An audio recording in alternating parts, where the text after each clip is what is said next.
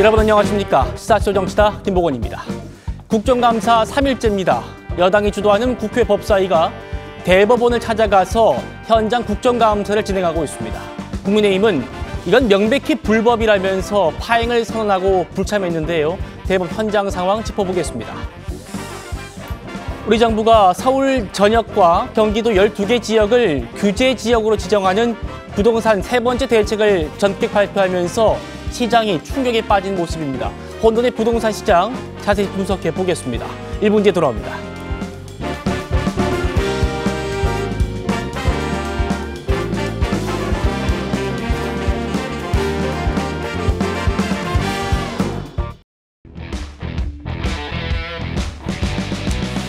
이재명 정부 출범 넉 달 만에 벌써 세 번째 부동산 대책이 나왔습니다.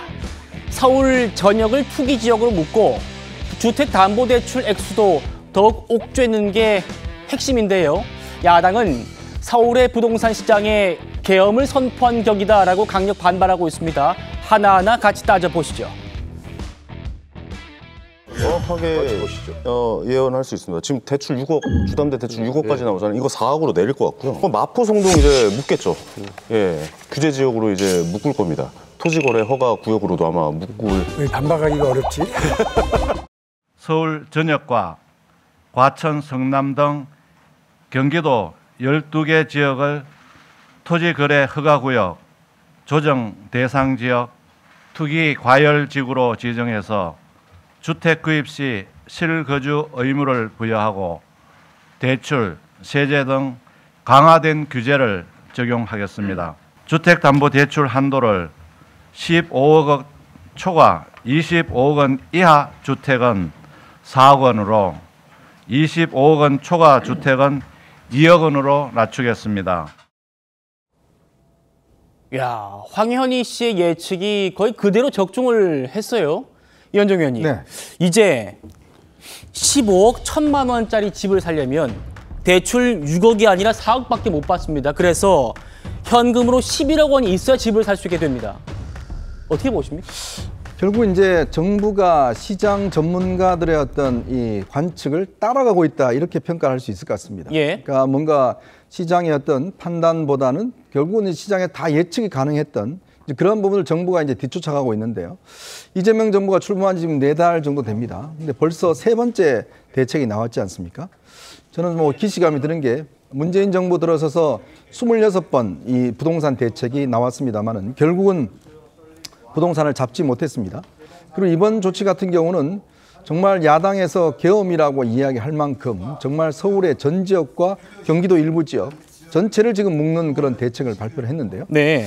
굉장히 충격적이지 않을 수가 없습니다. 이렇게 되면 이제 서울에서의 내 집 마련 또 내 집 거래 이런 것들이 거의 지금 못하는 게 아닌가라는 그런 우려가 큽니다. 예. 왜냐하면 아까도 보셨겠지만 대출 규제가 들어가기 때문에 실제로 현금이 풍부한 분들 이외에는 실제로 서울 지역에서 갭 투자라든지 집을 산다든지 이런 것들은 이제 꿈도 꿀 수 없는 이런 상황이 이제 돼버린 거 아니겠습니까? 예.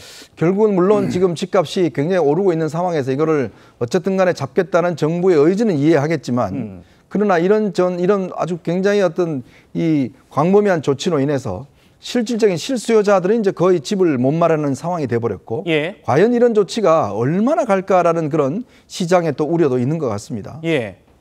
김영주 의원님. 네.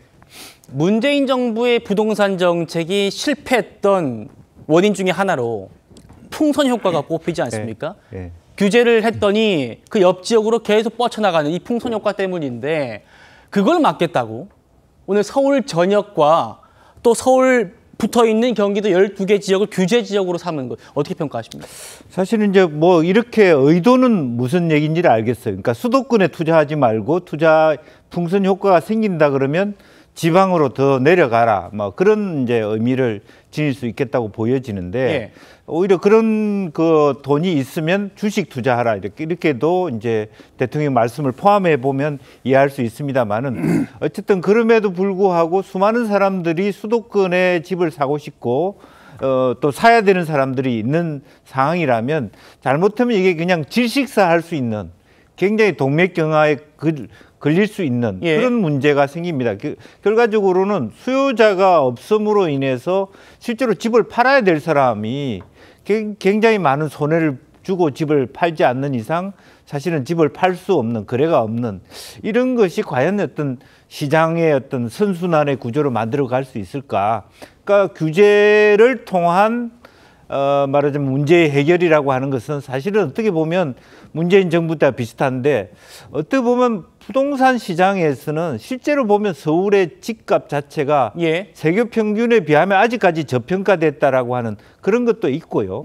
트렌드로 보면 일본과 비교하고 있습니다만은 실제로 한국으로 오고 싶어 하는 외국인들이나 예. 그런 어떤 수요는 높아가고 있거든요. 예. 이런 것들이 적절하게 매치시켜주지 않으면 상당히 나중에 큰 어떤 시장에서의 쇼크로 올 수도 있지 않겠냐, 이런 그 의구심을 들게 하는 문제가 있습니다. 예, 부동산 전문가의 얘기도 좀 들어보겠습니다. 김인만 부동산연구소의 김인만 소장님 오늘 모셨는데, 소장님 일단 앞선 두 분 말씀 좀 들어보셨습니다. 전문가로서 오늘 이재명 정부의 세 번째 부동산 대책 좀 총평을 해주신다면요. 일단 국토교통부 입장에서는 할 수 있는 최선의 카드가 나온 것 같고요. 동원할 수 있는 규제 지역 카드. 우리가 부동산 규제라고 한다면 일단 금융 규제, 대출 규제가 있고요. 예. 세금 규제가 있고 이제 허가제, 한마디로 지역 규제가 있는데, 세금 규제는 나중에 하겠다. 대통령께서도 말씀을 하셨고, 예. 금융 규제, 대출 규제와 이제 지역 규제가 있는데, 이번에 서울 전역을 토지거래 허가 구역까지도 지정을 했기 때문에 굉장히 강력한 대책이 나왔음에도 불구하고 효과를 좀 따져보자면 뭐 거래량 감소, 상승률 감소 정도는 한 2, 3개월 정도 충분히 뭐 효과를 얻을 수는 있는데, 예. 근본적인 문제를 보자면 그러면 서울 집값을 잡을 수 있을까?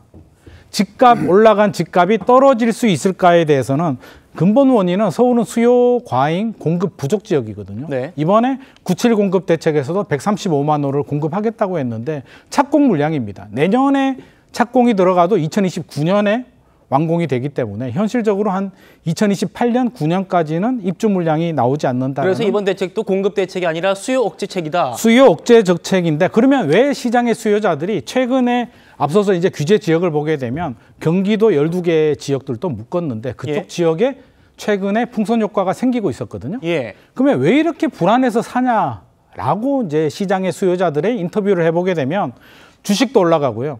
코인도 올라가고 금값도 올라가고 집값도 올라가는데 내가 평생 열심히 모은 현금이 휴지 조각이 되는 것이 아닌가, 벼락거지가 될 것 같은 두려운 마음에 지금 뭐라도 하나 사자고 하는 마음에 지금 사고 있는데, 정부는 대출 받지 마, 규제 지역으로 지정할 거야, 이런 규제 정책이 나오다 보니까 일시적으로는 위축이 될 수는 있겠습니다만 예. 이 벼락거지를 피하고 싶은 이 구매 욕구를 막기는 현실적으로 좀 어려울 것 같습니다. 서울 강남을 중심으로 서울 집값이 안 잡힌다고 서울 강남 밑에 붙어있는 경기도 12개 지역까지, 그리고 강남 윗지역, 서울 전 지역을 투기과열지구 지정한 게 오늘 핵심입니다.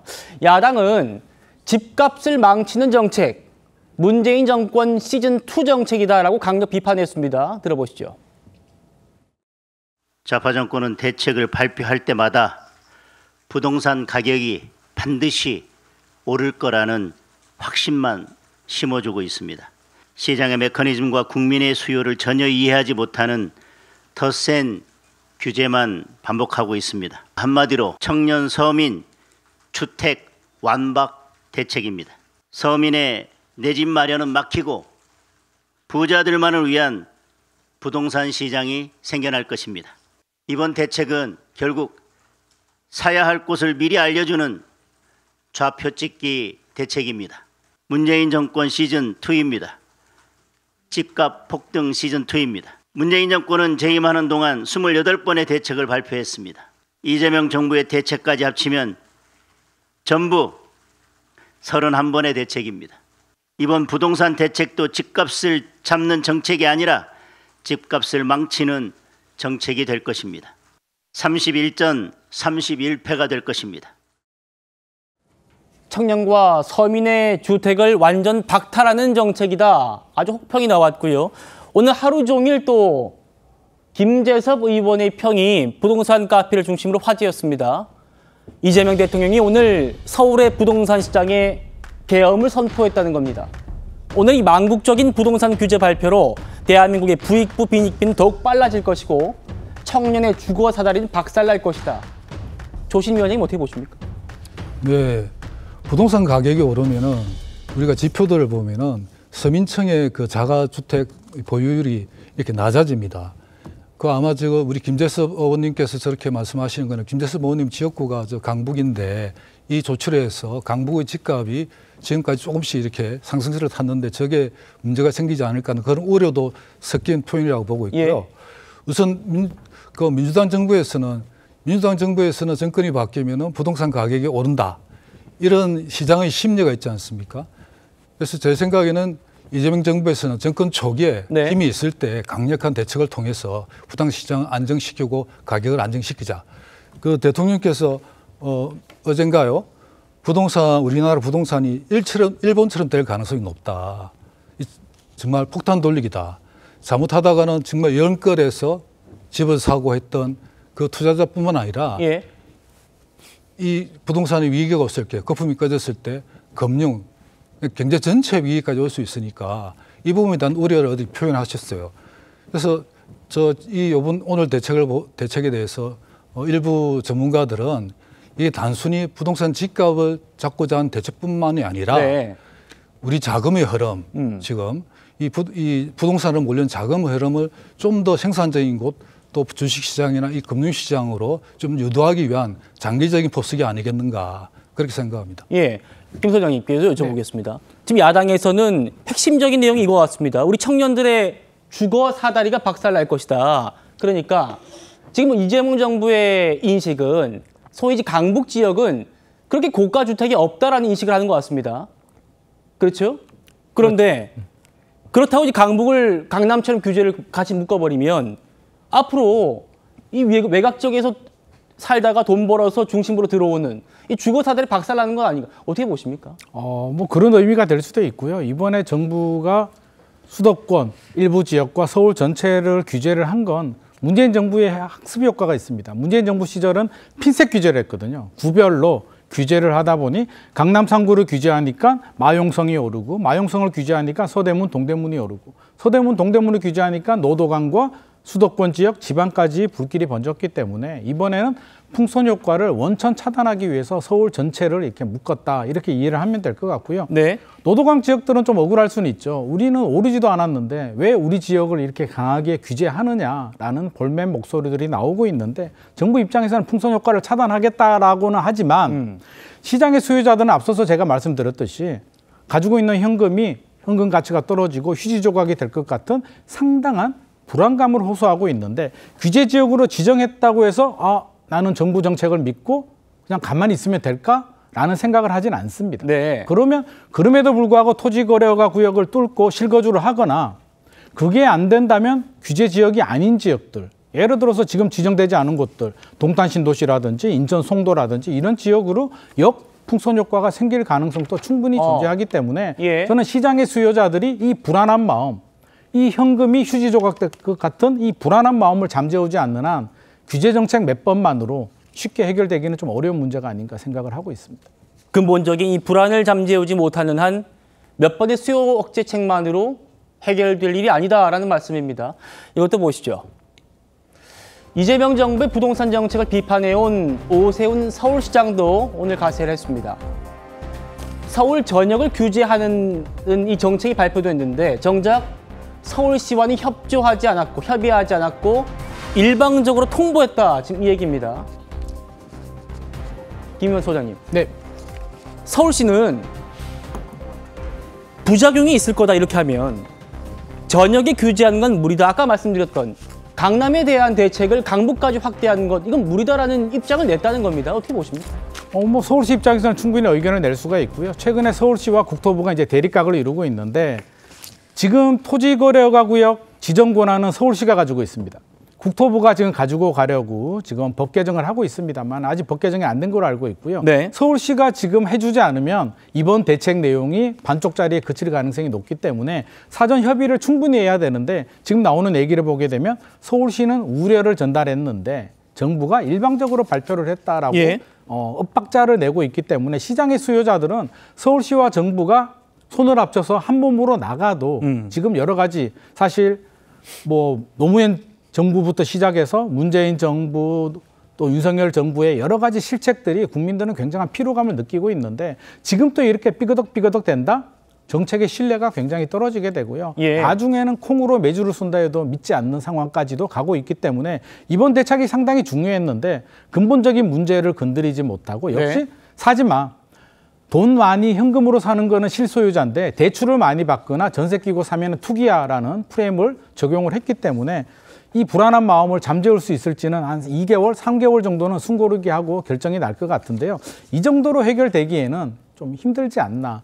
왜 문재인 정부가 28번의 대책을 발표했는지를 한 번 더 생각해 볼 필요가 있을 것 같습니다. 알겠습니다. 지금 국토부 홈페이지 시민들의 의견을 다는 그 홈페이지가 지금 접속이 마비되어 있는 상태입니다. 얼마나 시장의 반응이 빠르게 지금 전해지고 있는지를 알 수 있는데 당장 내일부터 이 규제가 적용된다고 하니까 실수요자들의 큰 부담이라고 합니다. 현장에서 굉장히 좀 어려운 목소리들이 많이 나오고 있습니다. 이재명 정부의 수요 억제책은 여기서 끝이 아니겠죠? 오늘 대책에선 빠졌습니다만 황현희 씨의 예상대로 뭐 보유세나 거래세 같은 이 세금을 손보는 방안도 검토 중이라고 합니다. 일단 공시가율이 지금 이제 뭐 세금을 정하는 뭐 재산세라든가 종부세 60%가 되는데 이거 바로 80%까지 올릴 겁니다. 오케이. 예, 그럼 세금 더 걷는다는 얘기죠. 네. 그러니까 보통 이제 부동산 쪽 뭐 세금으로 잡지 않겠다 뭐 이런 얘기가 반대되는 얘기가 되겠고. 그러니까 결국 세금 이야기, 그러니까 세금으로 잡지 않겠다라고 이야기했지만 결국 마지막 카드는 세금이에요. 이거밖에 나올 카드가 없어요. 자본시장 활성화로 인한 수익이 다시 똘똘한 한초로 몰리는 역머니 무브 현상이 아닌가 싶습니다. 네, 그런 데 대한 문제의식은 가지고 있습니다.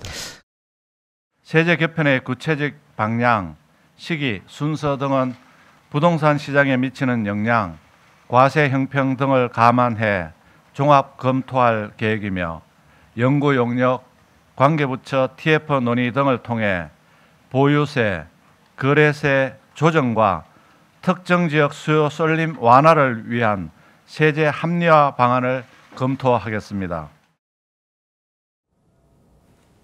소장님, 아까 말씀대로 이번 대책에선 빠졌습니다. 어쨌든 세금 대책도 조만간 내놓겠다는 거 아닙니까? 어떻게 네네. 평가하십니까? 일단 세금 대책은 정부가 상당히 부담을 느끼고 있는 것 같습니다. 왜? 문재인 정부 시절에도 강력한 세금 규제를 5년 동안 했음에도 불구하고 상당한 부작용이 발생을 했기 때문에 세금 정책은 조세 저항과 니꼴 맞물리게 됩니다. 예. 그러면 세금 정책이라고 한다면 보유세, 종합부동산세를 올리는 방법이 있고요. 거래세를 올리거나 내리는 방법이 있는데 보유세를 올리게 되면 1세대 1주택자들은 공시가격 12억 원 이상, 다주택자들은 9억 이상이 되면 대상이 되는데 서울 아파트 평균이 14억이 넘거든요. 그렇죠. 서울의 평균 이상 아파트 가진 사람들은 모두 다 종부세 대상이 됩니다.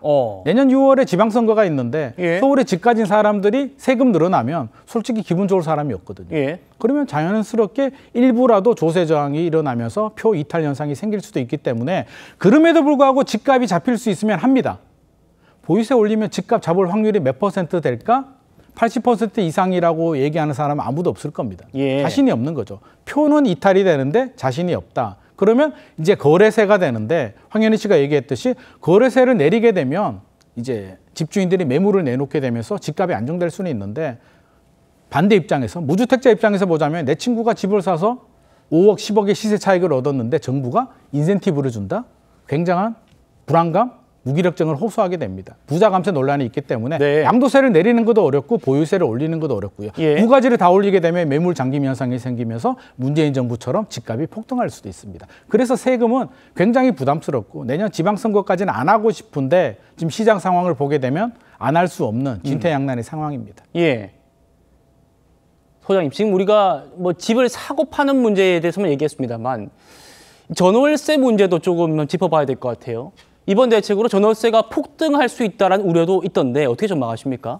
부담되죠. DSR 적용이 되고 있고요. 예. 정부가 실거주 요건, 토지거래가 구역으로 지정이 되면 집을 사면 실제 집주인이 입주를 해야 되거든요. 그렇죠. 그러면 전세를 사시는 분들 입장에서 본다면 내년에 입주 물량도 줄어듭니다. 그러면 전세 가격이 올라갈 가능성이 있는데 DSR 적용하게 되면 전세금을 못 올려주게 되죠. 그러면 집주인이 가만히 있을까요? 반전세, 1억 못 올려주면 30만 원 주세요. 반전세가 활성화되게 되고요. 월세 가격이 올라갑니다. 그리고 전세 매물이 급감합니다. 그러면 세입자 입장에서는 월세 내기 싫으면 다른 집을 구하러 가야 되는데 집을 사기는 부담스럽고 전세 매물은 없고 월세 가격은 올라가는 이런 삼중고를 내년에 겪을 가능성이 상당히 높습니다. 알겠습니다. 집권 4개월 만에 세 번째 부동산 대책이 벌써 나왔는데 시장의 반응, 결과는 한 2달쯤 뒤면 좀 감이 온다고 합니다. 지켜보도록 하겠습니다. 다음 주제 넘어갑니다.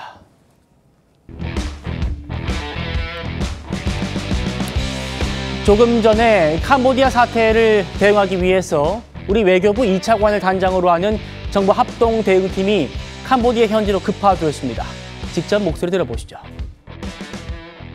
오늘 정부 합동 대응팀이 캄보디아로 출범합니다. 정부 합동 대응팀은 현지에서 캄보디아 외교부, 내무부, 그리고 온라인 스캔 대응위 등을 방문하게 되고요. 고위급을 접촉함으로써 이번 사태의 해결 방안들을 보다 구체적이고 그리고 적극적으로 논의해 갈 예정입니다. 캄보디아 경찰 당국 내에 코리아 데스크를 설치하는 방안도 논의를 할 것입니다. 동시에 캄보디아 측의 치안 역량 강화를 위해서 ODA를 통한 지원도 계속 노력해 나갈 것입니다.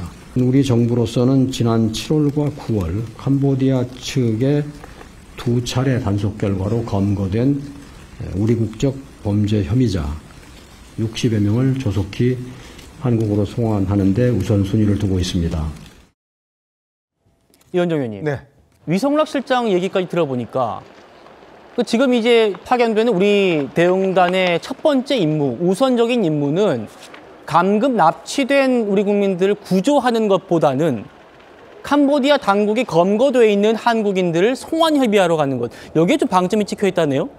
그러니까 이게 지금 현재 캄보디아에 뭐 억류돼 있다, 뭐 등등 이야기하는데 문제는 뭐냐면 이 분들이 실제로 본인의 의사에 따라서 일을 하고 있는 사람들도 있고 또 범죄 혐의로 지금 구금되어 있는 사람들도 있고 자, 그렇다 보니까 이들을 전원을 지금 사실은 뭐 구조한다는 표현보다는 데리고 올 수가 없는 그런 상황입니다. 자, 그리고 이제 캄보디아라는 나라가 사실은 이렇게 범죄 온상이 되고 있다는 것은 이미 좀 오래전부터 국제적으로 문제가 되어 왔습니다.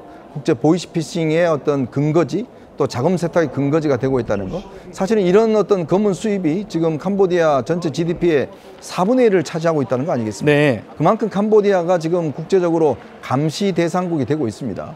자, 이게 이미 언론에 통해서 알려져 있고 국제 엠네스티나 이런 데 발표가 되어 왔는데 이제서야 우리 정부가 이제 좀 나선 거 아니겠습니까?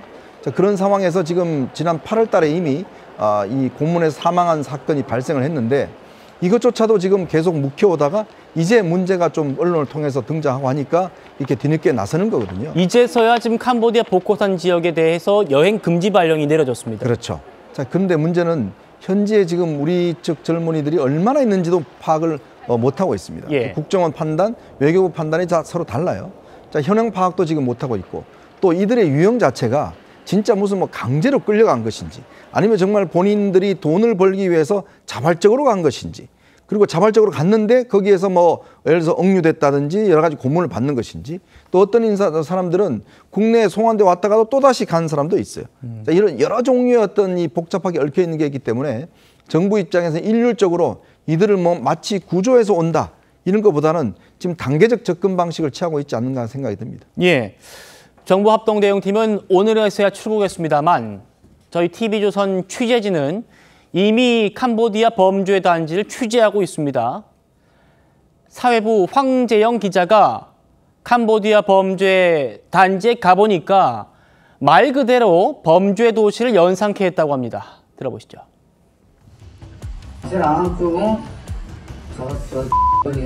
마지막 빨리 쭉 더 세기 세기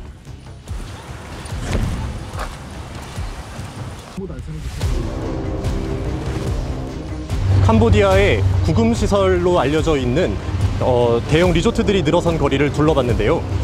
한낮에도 거리에는 사람이 없어 을씨년스러웠고 리조트마다 거대한 담벼락과 철조망이 설치돼 있었습니다. 또 리조트 출입구를 지키고 있던 조직원으로 보이는 사람이 저희 취재진이 탄 차를 계속 노려보면서 마치 범죄 도시를 연상케 했습니다. 대부분은 바깥에서 구조하는 상황이 있기 때문에 그 모습들을 제가 멀리서 보거든요. 굉장히 열악한, 어떻게 보면 거의 뭐 프리즌, 감옥과 같은 그런 모습들을 많이 보죠. 경비원들은 좀 어떤 모습이었어요? 시설에 들어가 있는 중국의 어떤 그 사람들과 이미 다 결착이 되어 있어요. 총도 혹시 보셨나요? 그런 수시로 봅니다. 겉으로는 보이지 않지만 어딘가에는 총 항상 소지하고 있다고 봐야 됩니다. 자, 현재 급파된 황지영 기자 취재진이 촬영한 영상입니다. 건물 중간중간에 자, 저희가 빨간 동그라미 보여드리고 있는 저 사람들. 조직원으로 보이는 사람들이 우리 황지영 기자와 취재진을 계속 노려보면서 뭐 하나 이렇게 살펴보는 그런 모습도 포착이 됐는데 안진영 기자님 어떻게 보셨습니까?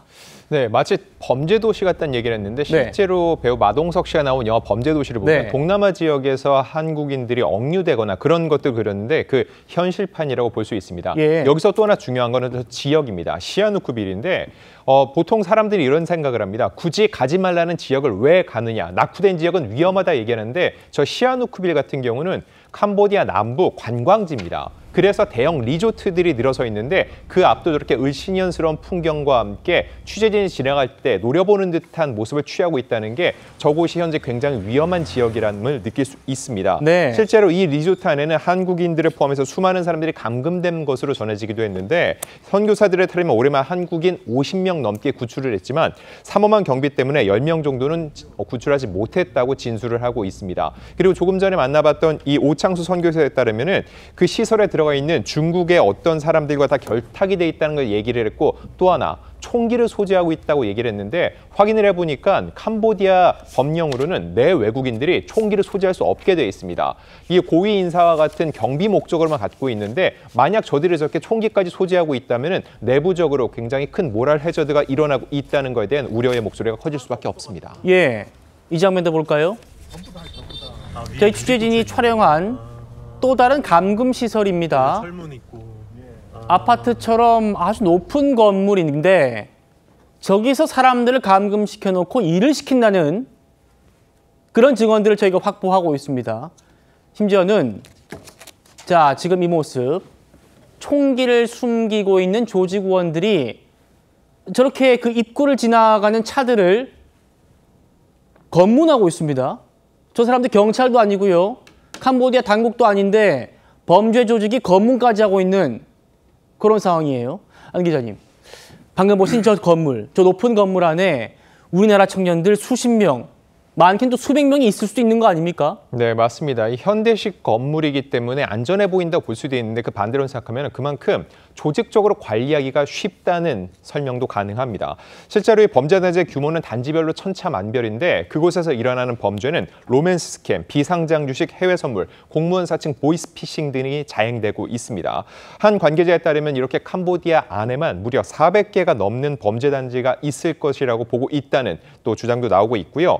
캄보디아하고도 같은 캄보디아가 아니라는 겁니다. 일단 수도인 푸놈펜을 비롯해서 조금 전에 봤던 이런 시아누쿠빌 같은 경우는 상대적으로 좀 발전된 도시이기 때문에 이곳이 안전할 거라고 생각할 수 있지만 현재 보시는 것처럼 저런 식으로 무분별한 감시 또한 검문이 이뤄지고 있다는 겁니다. 더 중요한 거, 여기서 만약에 제대로 실적을 내지 못하면은 포이펫이나 바펫 같은 캄보디아에서도 가장 낙후되고 위험한 곳으로 이어질 수도 있다는 겁니다. 이렇게 실적이 좋지 않은 경우에 실제로 그것으로 인신매매로 팔려나갔다는 주장까지 나오고 있는 상황이기 때문에 이런 부분에 대해서도 보다 면밀한 조사와 대응이 필요한 상황인 겁니다. 네. 우리 당국에서도 저희가 지금 보여드리고 있는 황지영 기자가 취재한 이 영상과 내용들 참고하시기 바랍니다. 정부가 늑장 대응을 하는 사이에 우리 시민들이 자경단을 구성하고 선교사분이 구출 작전을 벌이고 있습니다. 그 실태를 현지에서 자세히 들어봤습니다. 구타를 너무 많이 받아가지고 뭐 살갗이 막 그냥 변색이 된다든가 아니면 새파랗게 막 죽어있는 피처럼 온몸이 전기 고문을 갖다가 너무 심하게 받아가지고 발톱 같은 데, 손톱 같은 데가 막 이렇게 타버리는 같은 이런 모습들도 제가 봤습니다. 해자단지는 정말 유용해요. 캄보디아에서도 거기는 가면 안 된다고. 팔려가면 진짜 거기는 못 나온다. 실적 안 나오면 때리고 욕하고 죽인다고 하고 지금 확인해 보면은 실종 신고된 사람들이 올라와 있는데 그거보다 더 많을 거예요. 납치 피해자들의 증언도 쏟아지고 있죠. 변기에 얼굴을 받게 하고 물 받아 놓은 욕조에 얼굴을 다 뺐다가 넣었다가 했다. 거의 뭐 고문이죠. 사람이 사고로 사망할 경우에 시신을 중국 불법 조직이 소각한다고 알고 있다. 안 기자님, 우리 국민들이 캄보디아 다녀오겠습니다 하고 엄마한테 인사하고 떠났는데 지금 상상조차 하긴 힘든 고문을 받고 있다. 지금 이 얘기예요. 네, 맞습니다. 상식적으로 납득할 수도 없고요. 저런 일이 자행되고 있는데 지금까지 정부에서 뚜렷한 대책이 없다는 것도 굉장히 큰 문제가 아닐 수 없습니다. 실제로 저 7월에 감금됐던 피해자에 따르면요, 차량에 타자마자 흉기를 겨눴고요. 그리고 곧바로 기절시켰다고 합니다. 본인이 어디로 가는지 동선조차 파악할 수 없게 만드는 거였고요. 그 후에는 저렇게 고문이 자행됐다는 거죠. 또 하나 끔찍한 일은 인신매매까지 이어지고 있다는 겁니다.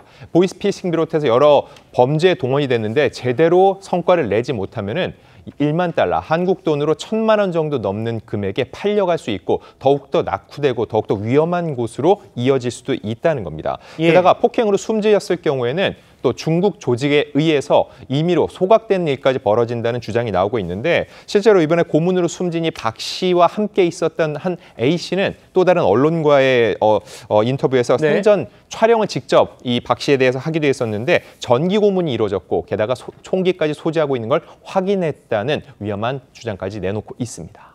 캄보디아에 실종된 우리 국민이 올해만 8월까지 330명입니다. 국가의 기본 중에 기본 의무는 우리 국민의 생명을 지키는 일일 겁니다. 김영주 의원님. 네. 그런데요, 우리 정부 부처끼리 파악하고 있는 피해자 숫자가 너무 다릅니다. 어제 외교부 뭐라고 했냐면 안전이 확인되지 않은 한국인이 80여 명이라고 했단 말이에요. 그런데 국정원에서는 범죄 단지 웬치 한 곳에만 체류하는 한국인 규모가 1,000명 이상이다. 80명과 1,000명 너무 차이 나는 거 아닙니까? 그렇습니다. 실제로 80명은 본인 그리고 이제 지인, 가족 이렇게 아주 협소하게 집계된 것이고요. 아마 국정원이 좀 더 폭넓게 여러 가지 파악을 해서 아마 국정원의 통계가 더 정확하지 않을까 그렇게 생각됩니다. 사실 그도 그럴 것이 지금 외교부 지금 캄보디아 대사관에 대사가 지난 7일부터 공석이고요. 공석이죠. 그다음에 직원이 지난 한 달 전에 파견한 사람 포함해서 5명밖에 없고요. 행정 직원 2명, 또 직무 파견 2명 빼면 경찰 한 사람밖에 없습니다. 실제적으로 이 일을 할 수 있는 여지가 없는 상태에 있습니다. 그러니까 그럼에도 불구하고 안타깝게 생각하는 것은 이러한 사태가 이미 2023년부터 계속적으로 대사관에서도 그 국민들의 해결 이렇게 인정되고 있었다는 거죠. 맞습니다. 그런 부분을 두 정부에 걸쳐서 완전히 손 놓고 있었다라고 하는 것. 그럼 7월에 그만둔 어떤 대사를 갖다가 박 대사를 왜 빨리 그 공석을 메우지 못했느냐. 그리고 실제적으로 보면 지금 국회는 국회대로 외국에 파견돼 있는 사람들을 위한 예산이라든지 인력 파견에 대한 지원이 있어야 됩니다. 이제 그런 부분들이 총체적인 문제고 또 하나는 실제적으로 캄보디아 자체가 갖고 있는 부패 인식 지수, 반부패 지수가 너무 낮아요. 100점 만점의 기준으로 보면 21점밖에 안 되고 있기 때문에 수사를 제대로 할 수 있는 상황이 아닙니다. 자기 내부적으로 경찰 조직 자체도 부패 연루에 있기 때문에. 그래서 이런 것들을 조금 더 거시적 관점에서 문제를 해결하지 않으면요. 또다시 반복될 가능성이 많다 그렇게 보여집니다. 지금 보시고 있는 저 높은 건물에 한국인 남성들이 많이 산다라는 증언도 우리 취재진이 확보를 했다고 합니다. 저기부터 가봐야 될 거 아닙니까, 그러면 우리 정부에서. 그런데 우리 정부는 이제 움직이기 시작했고 범죄 단지 안에 있는 조직원들은 이미 도주하고 있다라는 모습이 포착이 됐다고 합니다. 보시죠. 자, 컴퓨터를 포함해서 짐을 가득 실은 차들도 포착이 됐고 대규모 단속이 있을 예정이니까 숙소로 옮기라고 통보했어. 지금 다들 이사 중이야. 잠시 보셨습니다만 10월 12일 날 보냈던 텔레그램이었습니다. 저 텔레그램이 보내진 뒤에 이렇게 범죄 단지 안에서 이사를 하는 트럭들이 수시로 지금 포착이 되고 있답니다. 안 기자님. 그런데 이 사람들 지금 도주하는 거 캄보디아 당국이 도움을 준다는 증언까지 나와요.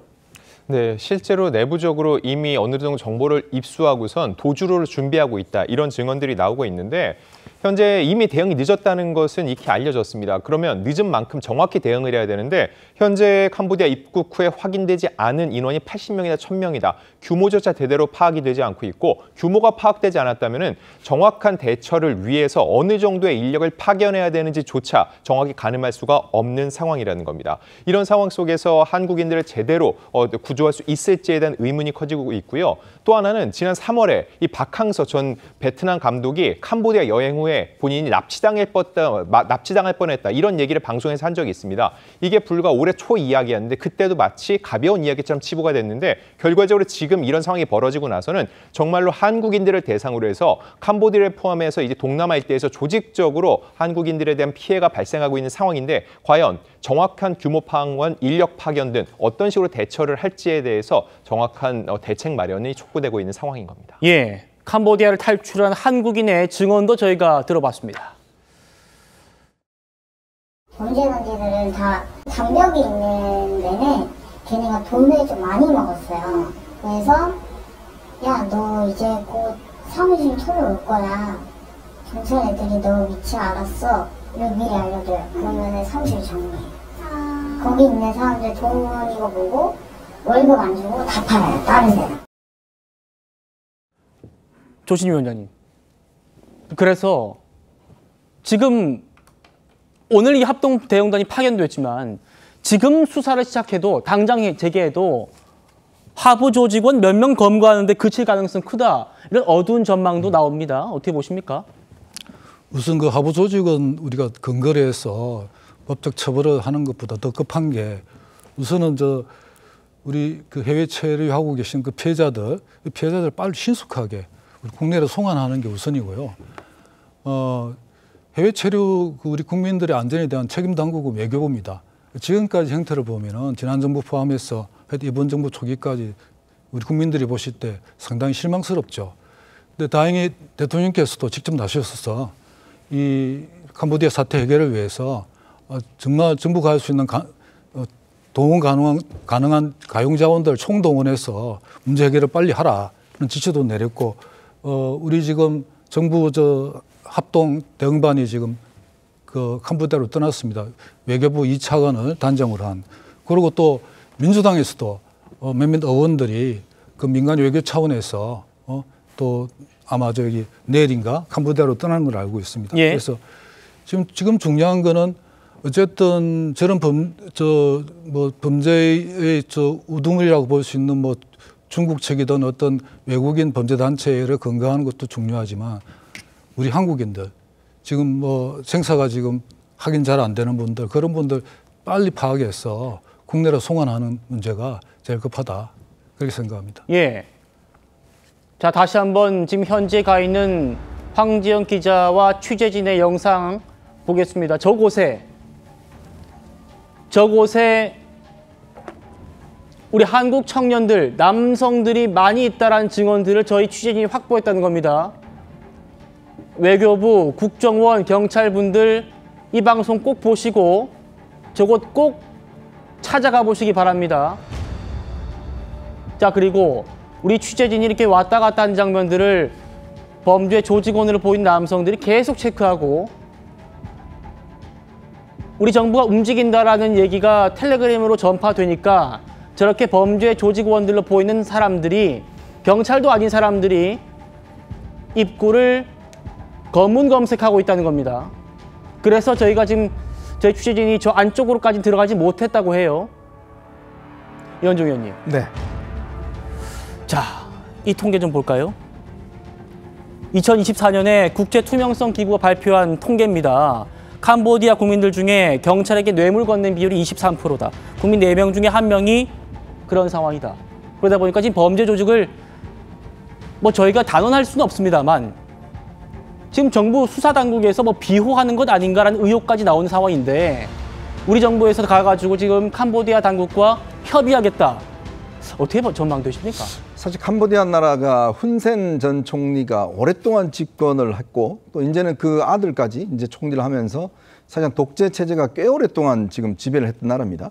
자, 그런 상황에서 지금 주로 중국, 태국 이런 데 이제 치안이 강화되니까 그쪽에 있는 범죄자들이 대부분 다 캄보디아 쪽으로 이동을 해서 실제로 캄보디아에서 뭐 카지노라든 이런 것들이 있고 여기 리조트 같은 경우도 이렇게 지었다가 지난 코로나 때 다 이제 이게 망하고 이거를 지금 범죄단체들이 전부 다 접수를 해서 지금 이렇게 사용하고 있고 그래서 미국이나 영국은 이미 이 부분에 대해서 지금 국가적 차원에서 지금 왜냐하면 우리만 하는 게 아닙니다. 미국과 영국에 대해서도 지금 대부분 이게 여기서 자금 세탁이나 보이스피싱 다 하고 있는 거거든요.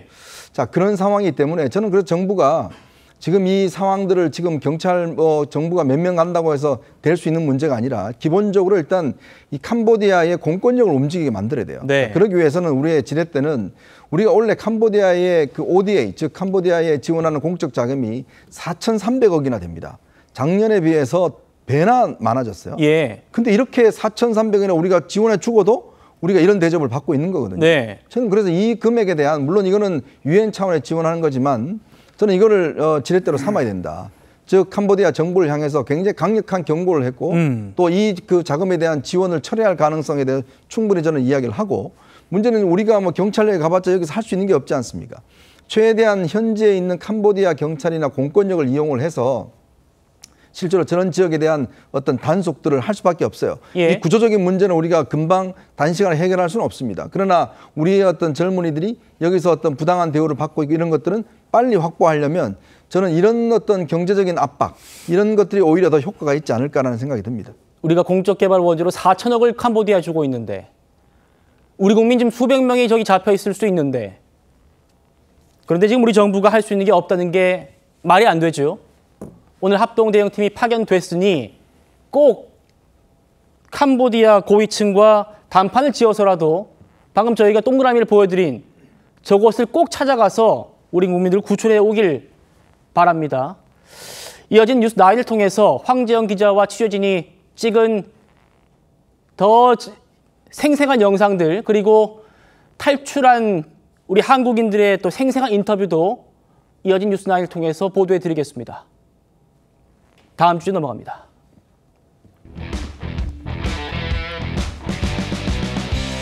오늘 국회 법사위 국정감사는 대법원에서 열렸는데요. 조희대 대법원장이 참석하지 않자 민주당 의원들이 현장을 검증하겠다면서 아무런 상의도 없이 법원 청사를 헤집어서 논란이 일고 있습니다. 시간 관계상 지금 바로 현장으로 이동하도록 하겠습니다. 법원행정처에서는 처장님을 필두로 현장으로 안내해 주시기 바랍니다. 저희 국민의힘은 이동할 수 없습니다. 이거는 삼권 분립을 파괴하는 것이고 대법원을 파괴하기 위해서 대법관실을 거는 겁니다. 이 목적이 분명한 것을 안 갈 테니까 여기서 들을게요.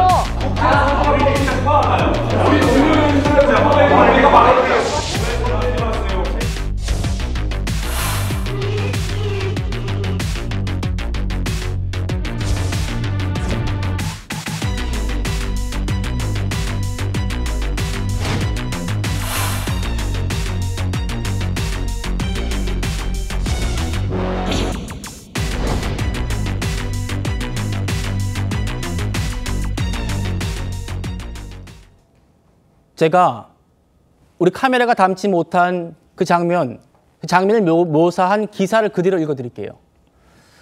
오후 3시 37분에 대법원 4층에 마련된 국정감사장 떠났답니다. 민주당 의원들이. 그래서 2층에 있는 대법정으로 갔대요. 뭐라 되어 있냐면 여권 의원들이 대법정 내의 대법관석을 살펴보더니 의자를 만져보면서 미소 지었답니다. 그리고 대법관석 뒤편에 마련된 대법관 전용 공간도 살펴보고 곧바로 발길을 돌려서 같은 층에 있는 소법정으로 갔답니다. 대법원 청사보안관리대 측이 휴대폰 찍으시면 안 됩니다 라고 제지하니까 내가 지금 개인적인 목적으로 찍느냐 이렇게 항의도 했대요. 그리고 곧장 9층 대법관 집무실로 갔답니다. 그리고 3시 56분쯤에야 국정감사장으로 다시 복귀했답니다. 김혜원 대변인님. 네. 대법원 청사 이 보안 시설이지 않습니까? 네. 그런데 대법관들, 대법원 의사도 묻지 않고 2층부터 9층까지 지금 돌아다녔다는 거 아닙니까? 어떻게 봐야 돼요? 네, 사실 이 국정감사 첫날부터 정말 너무나 많은 갈등과 그리고 또 잊지 못할 총극을 빚어냈던 그런 사건이었는데 오늘은 사실 더하면 더했지 덜하지는 않은 것 같습니다. 지난날에 그 조희대 대법원장을 향해서 집무실이 그렇게 크다던데라는 그런 평수 가지고 운운하고 그리고 또 마음대로 사실은 어떻게 보면은 뭐 쳐들어갔다라는 표현도 가능할 정도로 네. 좀 거세게 지금 집행을 하고 있는 건데 문제는요. 이것을 가지고 저는 좀 이렇게 보고 있습니다. 우리가 절차가 있고 시스템이 있는데 지금 입법기관이라고 해서 모든 것이 다 용납이 되고 모든 것이 다 괜찮다라고 그렇게 국민들이 과연 이해하실지 저는 그 부분은 정말 물음표를 던지고 싶고요. 그리고 원래가 우리가 국정감사라고 하잖아요. 국정감사라고 하는 것은 대법원의 경우에는 우리가 행정이라든지 그런 시스템에 대해서만 감사를 하게 되어 있어요. 네. 그렇기 때문에 원래 87년 헌법 개정 이후부터 단 한 번도 대법원장이 나와서 직접 뭔가 진술을 하는 그런 일은 없었습니다. 그래서 시작부터도 이것은 시스템에 전혀 체제에 맞지 않는 것인데 오늘 저렇게 집무실까지 가고 또 로그 기록을 달라라고 요청하는 그런 모습들이 대한민국의 모든 국민들이 정말 이제 우리나라의 이 법치주의라는 이 간판을 내릴 때가 되지 않았나라는 그런 생각이 될 것 같습니다. 조신 위원장님, 앞서 영상 보셨습니다만 국민의힘 의원들이 입구를 막아서고 이렇게 돌아다니시는 것은 삼권 분립을 파괴하는 겁니다라고 막아섰는데도 추 위원장과 여권 의원들이 2층 가서 대법정 들어가서 의자 만지고 소법정 가서 내가 개인 목적으로 왔느냐 그리고 9층 올라가서 집무실 갔다가 어떻게 봐야 됩니까 저희가? 글쎄요, 오늘 대법원 가서 이제 우리 국감위원들이 아마 대법원 여러 시설들도 둘러보신 모양인데 문제의 핵심은 민주당 입장에서는 여전히 지난 5월 1일 우리 대법원이 정말 이례적으로 전무후무한 그런 속도로 이재명 후보에 대한 유죄 취지 파기환송을 했지 않습니까? 그 부분에 대한 여러 가지 국민적 의혹과 갈등들이 지금도 전혀 진전이 없다. 해명되는 게 없다. 예. 그런 것 같아요. 그래서 지금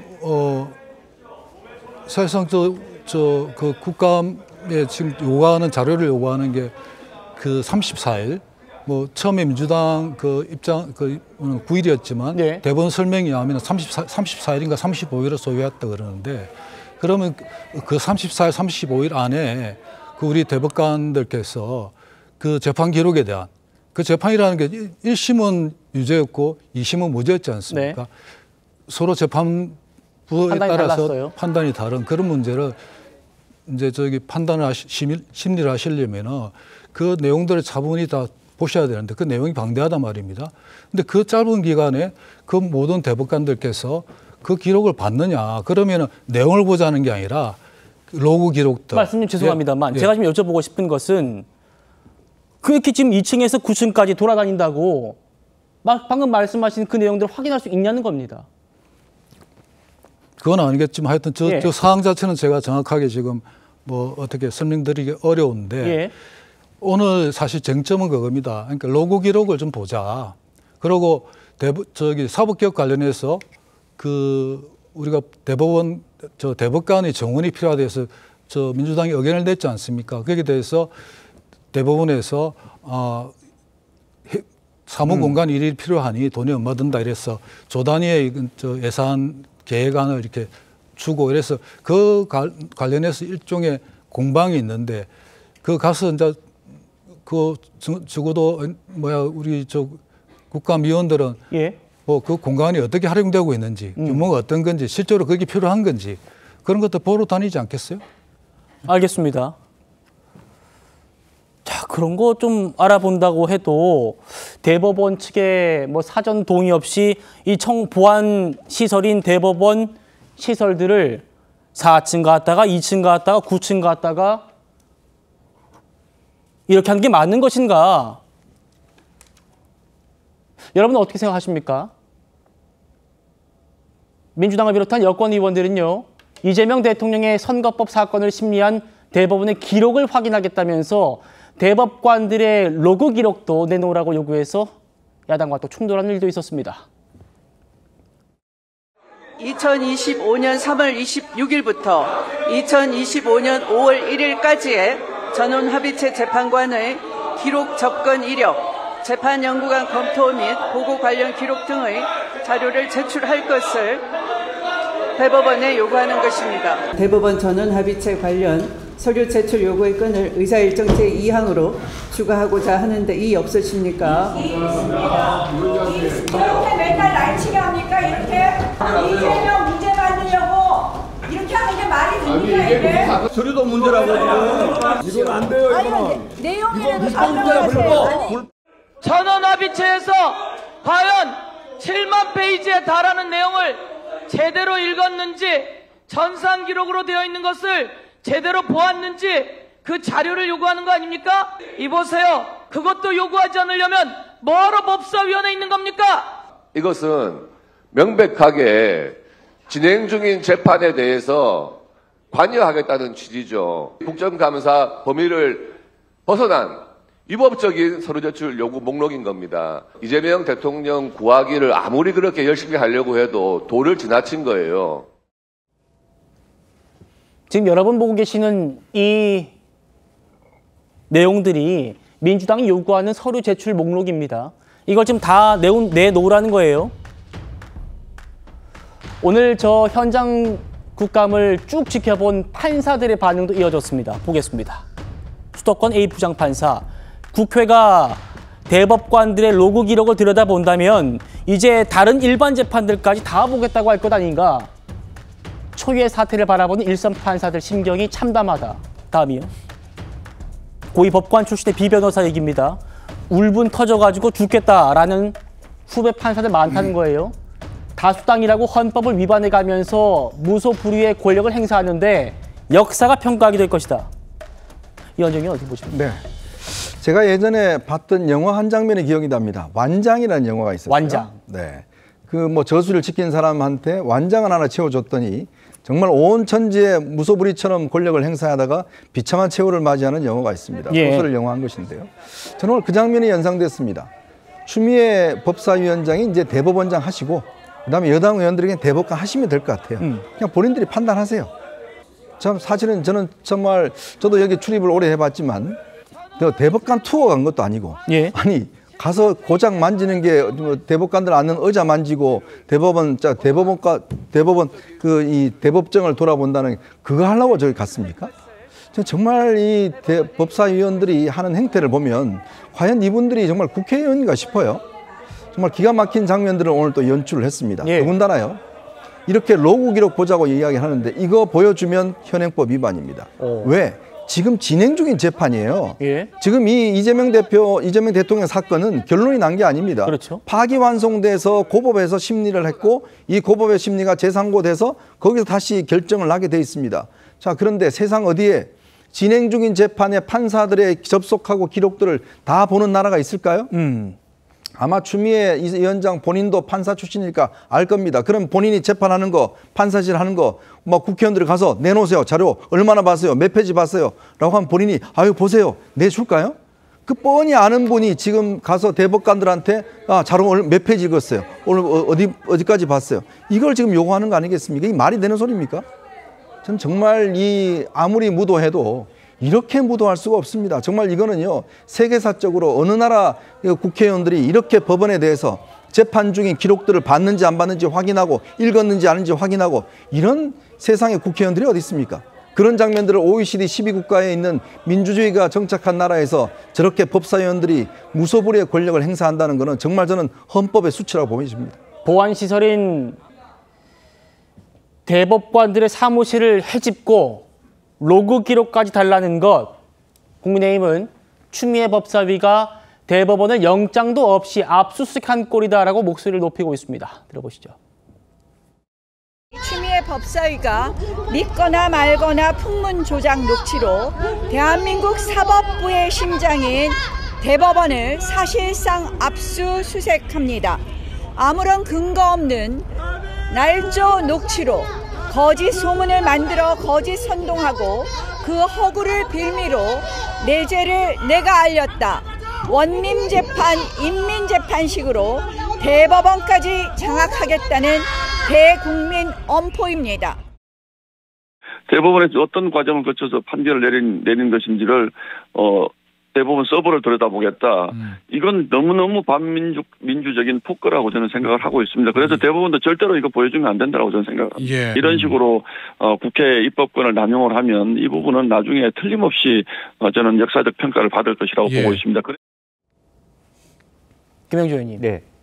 추미애 법사위가 영장도 없이 대법원을 압수수색했다라는 겁니다. 이렇게 지금 동의도 없이 2층에서 4층에서 2층 갔다가 9층 갔다가 의자 만지고 촬영하고, 그래서 지금 국민의힘에서는 이건 불법이기 때문에 파행될 수밖에 없다라고 지금 얘기를 하고 있어요. 어떻게 보십니까? 사실 원래 이제 국정감사 그 과정에서 피감기관을 갈 때 여야 합의에 하에서 사실 저렇게 한번 돌아볼 수 있는 거죠. 사실 원래는 그것도 법원 행정처장의 사전 어떤 약속하에서 우리가 이 시간 내에 한번 돌아보겠다라는 과정을 갖지만 아무 문제가 없어요. 그런데 네. 실제로 그 행정처장도 당황스러울 만큼 전혀 합의되지 않고 예상하지 못했던 이런 과정들은 상당히 문제가 있고요. 사실은 이것은 나중에 결과치로 보면 대법원 이 정도 공간이면 몇 명 정원에도 말하자면 국가 예산을 많이 안 들여도 된다. 지난번에 예상치가 나왔지 않습니까? 법원 정원에 따른 예산이 이만큼 들더라, 공간이 이만큼 들더라. 이제 그런 부분에 대해서 어떻게 보면 반박 자료를 만들기 위한 말하자면 에비던스 축적 과정으로도 볼 수 있기 때문에 상당히 조심할 필요가 있다는 거고요. 더군다나 이제 실제로 로그 기록을 보는 것도 마찬가지입니다. 우리나라는 사실은 그 증거법정주의가 아니에요.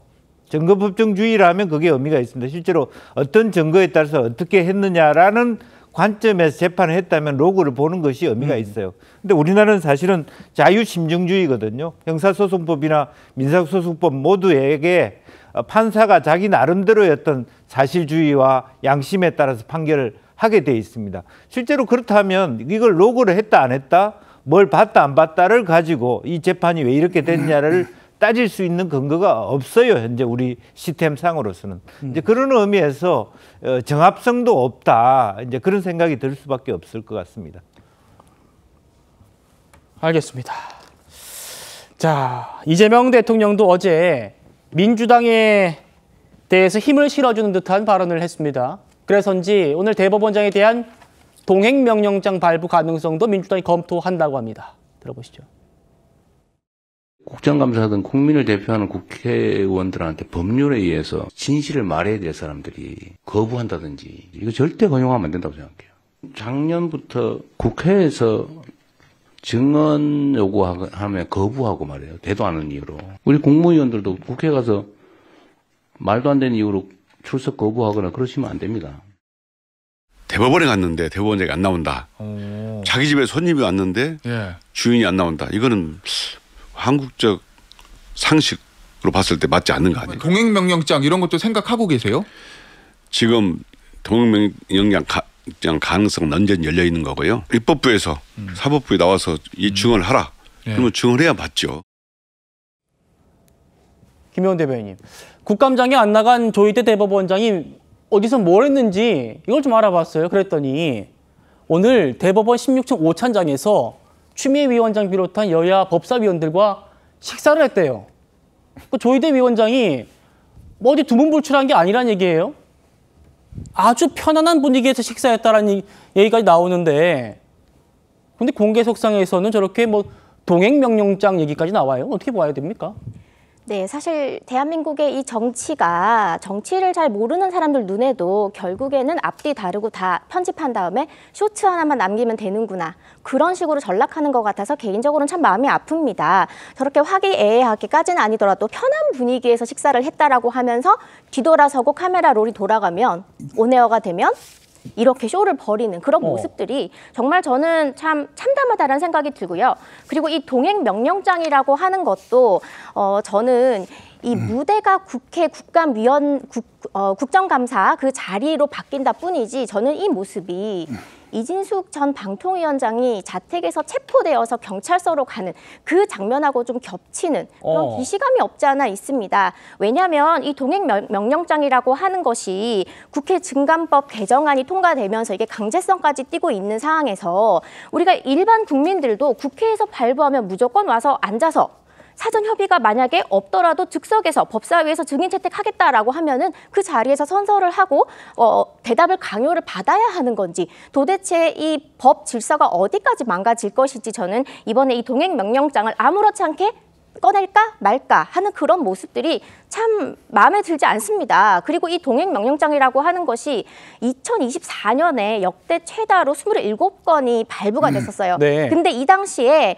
실효성이 좀 없다. 그렇게 말이 나와서 이게 국회 증감법 개정안이 이제 통과되면서 좀 더 강화가 되었던 건데 근데 이 수치가 정말 놀랄만한 것이 제가 찾아보니까 21대 국회에서는 4년간의 국감에서 발부된 총 숫자 4년간 합한 것이 14건이었는데 작년에 2배 가까이가 되었고 그렇군요. 올해는 과연 얼마나 이 동행 명령장을 낼지 이배용 전 국가교육위원장에게도 동행 명령장을 발부를 했잖아요. 그래서 이런 모습들을 보면서 정말 공안식 통치가 이제는 정말 국감장 안에서도 벌어지지 않을까라는 그런 무서움까지 들고 있습니다.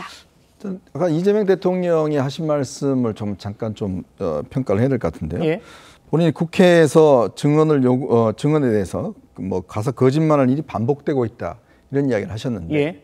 사실 이재명 대통령이 이 지금 논란에서 이 사건 대법원 사건 이게 바로 국회 국감 때 본인이 거짓 증언했기 때문에 지금 선거법 위반으로 지금 해서 대법원에서 지금 유죄로 파기환송이 된 겁니다. 당시에 백현동 관련돼서 국토부의 압박 받은 적 없다. 자 그리고 골프 안 쳤다. 예. 뭐 이런 이야기 때문에 지금 대법원에 이 사건 때문에 된 거 아니겠어요? 예. 근데 본인이 지금 그 사건으로 됐는데 이걸 가지고 거짓말하면 안 된다라고 이야기를 하시면 글쎄요 이걸 어떻게 받아들일지 참 당황스럽습니다.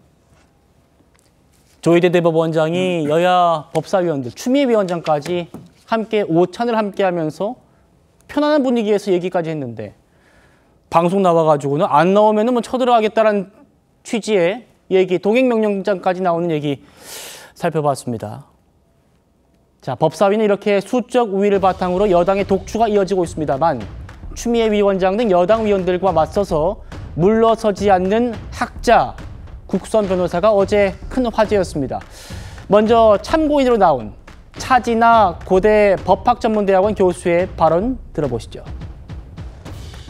그 지기현 판사가 그 영수증까지도 다 제출한 걸로 알고 있는데 계속해서 이런 문제 제기를 하는 이유가 무엇인가를 보면 1971년에 박정희 정권 당시에 국가배상법 2조 1항 단서에 대해서 대법원이 위헌 판결을 내린 적이 있습니다. 그리고 이것에 대해서 박정희 대통령, 당시 대통령이 너무나 화가 나서 법원에 대해서 여러 가지 보복 행위를 했습니다. 불필요한 말은 그렇게 해서 그때 바랍니다. 그때 당시에 판사들이 300명 중에 판사 중에서 100명 정도가 집단 사표를 내서 이것을 사법파동이라고 합니다. 이 박정희 대통령이 했던 행위하고 비슷한 것이 아닌가 저는 심각하게 우려하고 있습니다.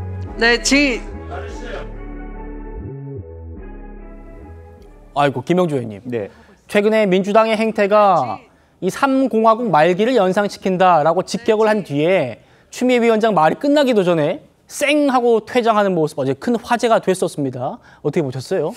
글쎄요, 스스로 지금 이제 법사위 자체가 이렇게 무법 행태 또 그거는 어떻게 보면 나경원 말하자면 국민의힘의 어떤 간사 스님부터 시작된 여러 가지 갈등이 계속 증폭되면서 그러다 보니까 법사위 자체의 권위가 굉장히 떨어졌어요. 그러니까 실제 정원들이나 어제 다른 말하자면 뭐 검사들도 정원 태도들이 그렇게 이렇게 존경심으로 이 정원을 하고 있지 않다는 것이 그대로 드러나고 있습니다. 그러니까 하물며 사실은 전문대학원에 계시는 저런 교수님 같은 경우는 사실은 소신껏 발언할 수 있는 그런 분위기로 가고 있다라는 거고요. 네. 이제 그런 것이 상당히 말하자면 처음부터 실제로 조희대 대법원장의 모두 발언부터 이런 기류가 있었던 것 같습니다. 실제로 이번 그 월요일부터 시작됐던 국감 자체가 갖고 있는 의도에 대해서 미리 강하게 날을 세웠기 때문에 또 차진학 교수가 그렇게 되기 때문에 실제적으로 국정감사장이 갈수록 더 날쌘 공방으로 가고 있는 것 같고 또 그런 의미에서 이것을 계속 눌러 앉히고 두덕거리는 것보다는 차분하게 좀 더 여야 모두가 숙고를 할 필요가 있겠다 그런 생각이 듭니다. 예, 두 번째 법사위 국감 화제의 인물 이분입니다. 국선 변호사고요. 주로 성폭력 피해자를 대리해온 정수경 변호사인데요. 정부 여당의 검찰 개혁안을 강하게 성토했습니다. 그 장면도 만나보시죠. 수사권 조정하실 때 여러분들 약속하셨어요. 일반 피해자들에게 불이익이 없게 하겠다고. 그러나 일선에서 피해자를 대리하는 국선 변호사로서 저는 그걸 느끼지 못하고 있습니다. 저는 계엄 찬성하지 않고 계엄 동조하지는 않습니다. 그렇지만 저는 여러분들께서 입법하신 이 법에 대해서 상당히 우려하고 있습니다. 수사권 조정에 대해서 약속하신 이후에 누가 이러한 사태를 책임지셨습니까? 저 같은 변호사들 잘 먹고 잘 살라고, 그러니까 변호사 없이 고소하지 말라고 이런 법을 만드셨습니까? 정말 감사하지 않습니다. 일선에서 수사 과정과 재판 과정을 지켜보는 일개의 변호사로서, 그저 한 사람의 변호사로서 저는 수사권 조정이 일반 국민들에게 유리한 입법이 아니었다고 생각하고 지금 다툼에 있는 입법도 일반적인 국민들에게 결코 유리한 법이 아니라고 생각합니다. 정수경 참고인. 네, 정수경 참고인. 좀 들어보세요, 좀. 제일 중요한 질문하고. 정수경 참고인 발언을 중단합니다.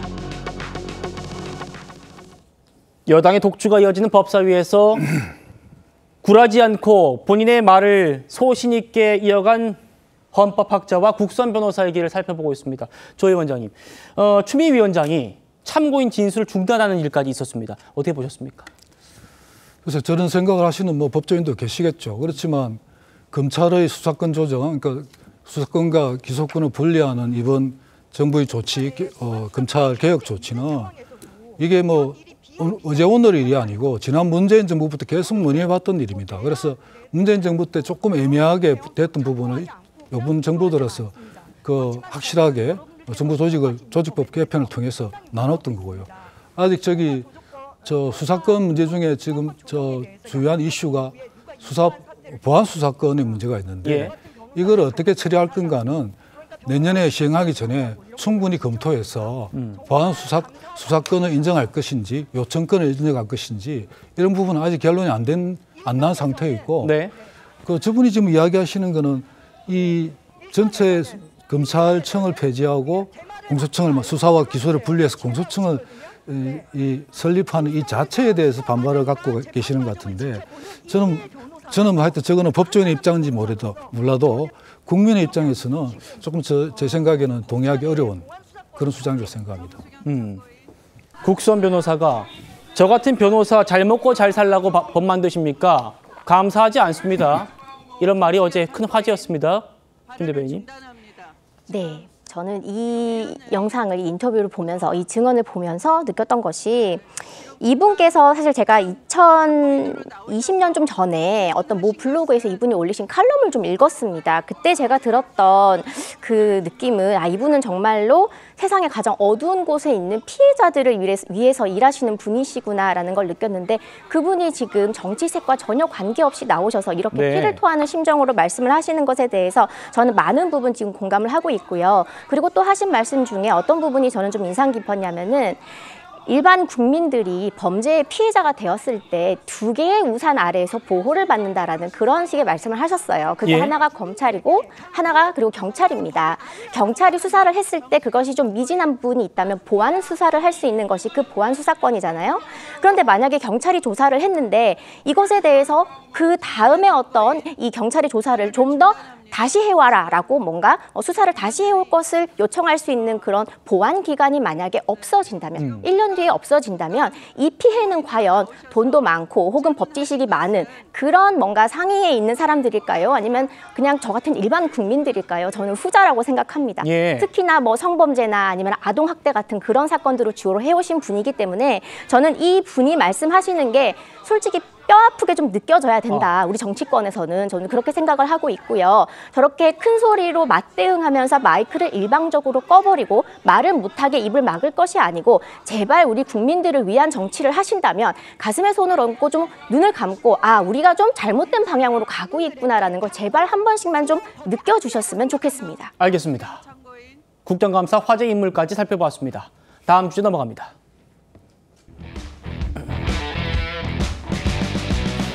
저희 TV조선 단독 보도로 이어가겠습니다.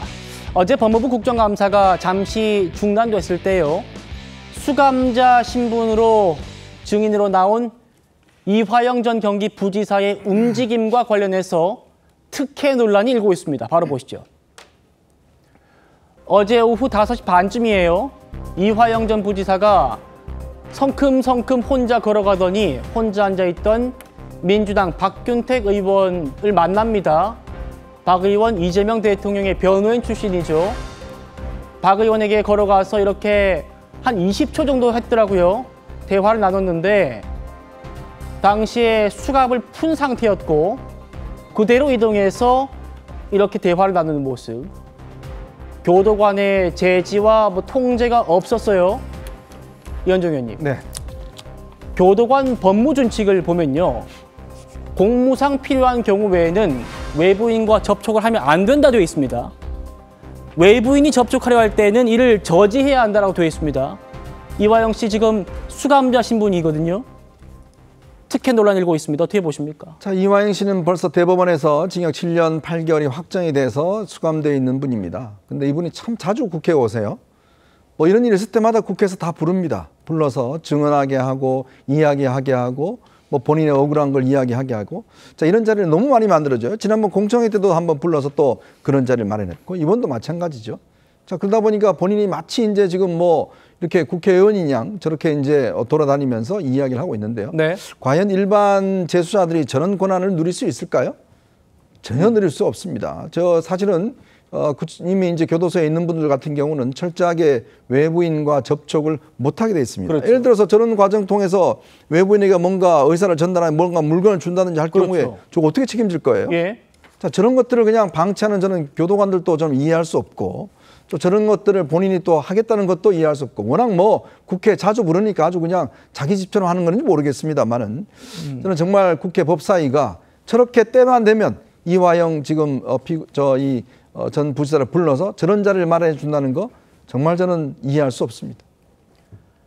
공무상 필요한 경우에는 뭐 만날 수 있다 이렇게 준칙엔 돼 있는데 그러면 두 사람의 만남이 공무에 해당하는지 어떤 대화를 나눴는지 이것도 저희가 취재가 됐습니다. 어제 무슨 일이 있었는지는 시청자 여러분들 아실 겁니다. 이화영 씨의 이 변호사 교체 과정에 김현지 실장이 개입했다라는 의혹이 불거졌었는데 그것과 관련해서 20초 대화를 했답니다. 이화영 씨가 박 의원을 향해 가서 국민의힘이 택도 없는 소리를 하는데 어떡합니까? 저 억울해요. 그러니까 박 의원이 어떡하시겠습니까? 참으셔야죠. 이런 얘기를 한 20초쯤 하고 이화영 씨가 증인석으로 웃으면서 다시 걸어갔답니다. 김영주 의원님. 네. 교도관 제재 없이 자기 억울하다는 내용이지 않습니까? 이게 공문가요? 아니면 사적 대화입니까? 사실은 그런 일이 있으면 교도관이 법무준칙 52조에 의거해서 제지를 했어야죠. 법사위 혹은 뭐 국회 아니라 하더라도 그게 치외법권 지역이 돼서는 안 된다라고 생각이 들고요. 반면교사로 생각해야 될 것은 우리가 윤석열 대통령이 교도소 안에 유치장 안에서 굉장히 많은 특혜를 누리고 있다. 그런 것을 민주당 의원들이 상당히 많이 얘기했잖아요. 그러니까 실제로 뭐 구치소나 유치장이나 교도소 안에서 특혜를 누리면 어떻게 누리겠습니까? 매우 한계가 있는 것인데 그에 비하면 이화영 전 평화부지사는 그거보다 훨씬 많은 특혜를 누리고 있는 것을 그대로 민주당 의원들이 그냥 눈 감아주고 있다. 그렇게 형평성을 잃었다 이런 비판을 받을 수가 있기 때문에 예. 뭐 설령 합법적 과정에서 이화영 전 부지사가 정원에 의해서 정원 감정을 하기 위해서 이 자리에 왔다 하더라도 스스로도 그와 같은 어떤 그 준칙을 지켜야 될 것이고 설령 그 준칙을 어겼을 때 아무리 그것이 국정감사장이라 하더라도 뭐 하늘 같은 국회의원들 앞에 법사위원들 앞이라 하더라도 교도관들이 제지를 했어야 되지 않느냐. 나중에 저래놓고 잘못하면 또 그 교도관을 징계하는 것이 예. 또 우리 또 그 말하자면 형편이란 말이죠. 그러니까 지금 예. 이화영 전 부지사가 지금 준칙 어겨가지고 저렇게 했는데 나중에 교도관만 또 징계받고 이렇게 끝나면 안 되겠죠. 결과적으로는 엉뚱한 데서 이제 문제가 생길 수 있기 때문에 예. 교도관 스스로도 조금 더 저런 부분에 대해서 문제 제기를 해야 된다. 그런 생각입니다. 이화영 전 부지사가 쌍방울의 대북 송금을 이재명 당시 도지사에게 보고했다라고 검찰이 진술할 무렵 설주환 변호사가 교체되는 과정에 김현지 실장이 개입했다는 의혹 계속 커지고 있습니다. 들어보시죠. 설주환 변호사가 갑자기 사임을 했습니다. 그 이유를 물어보니까 그에 대해서 그 민주당의 그 김현지 님으로부터 전화로 질책을 많이 받았다. 그렇게 얘기를 해서 더 이상 나올 수 없다고 했고. 정말 떳떳하다면 왜 못 나옵니까? 왜 증인 신청하는데 아니 그럼 설주환 변호사라도 증인으로 부릅시다. 김현지가 절대 존엄이라서 부를 수 없다면 설주환 변호사라도 불러요.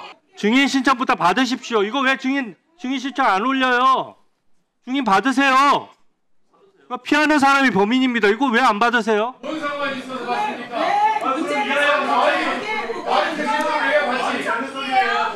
자, 그만하시죠. 그만하셔도 됩니다. 왜냐하면 이 자리에 카메라가 한 대도 없습니다. 아무도 주목하지 않습니다. 김현지 실장이 어떻게 개입했는지 설주환 변호사의 구체적인 증언이 나왔습니다. 이재명 당시 대표의 보좌관이던 김현지 실장이 텔레그램 전화로 한 4-5번 전화를 걸어왔답니다. 그러니까 일반 전화가 아니라 기록이 남지 않는 SNS로 전화를 건 거죠. 그래서 뭐라고 했느냐.